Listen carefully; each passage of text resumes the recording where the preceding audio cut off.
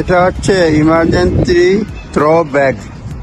আমি জানতাম না, এই জীবনে প্রথম জানলাম।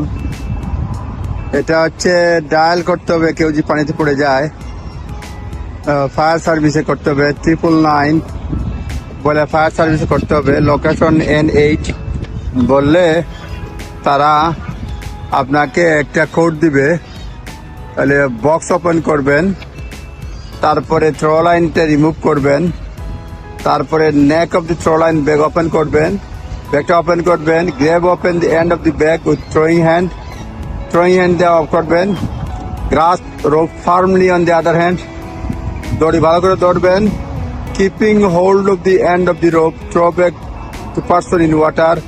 মোটা কথা, এই দড়ি দিয়ে একটা ব্যাগ ছাড়বেন, সেটা ধরে আসবে, সেটাই বুঝলাম। এটা আমি আগে জানতাম না, এখানে দেখলাম ইমার্জেন্সি থ্রো ব্যাগটা কি।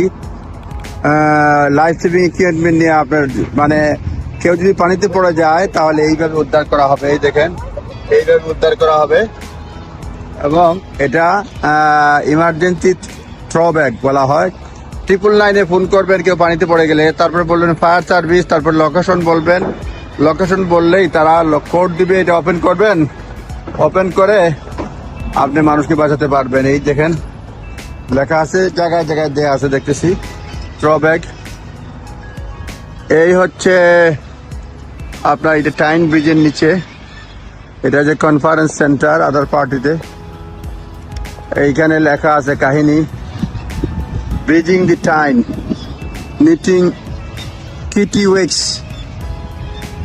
বিভিন্ন ধরনের পাখির নাম দেয়া আছে এখানে, জানতে পারবেন। এই হচ্ছে এটা টাইন ব্রিজ, কুইন ভিক্টোরিয়া ওপেন করছেন। লেখা আছে যে গ্রেট রান নর্থ, যে গ্রেট নর্থ রান লেখা আছে, এই দেখেন। এই পরেরটা হচ্ছে গিয়া হাই লেভেল ব্রিজ, তারপরে হচ্ছে গিয়া সুইং ব্রিজ। ধন্যবাদ, আপনাদেরকে আবারও অন্য একটা ভিডিওতে দেখানোর চেষ্টা করবো। ধন্যবাদ, আসসালামু আলাইকুম।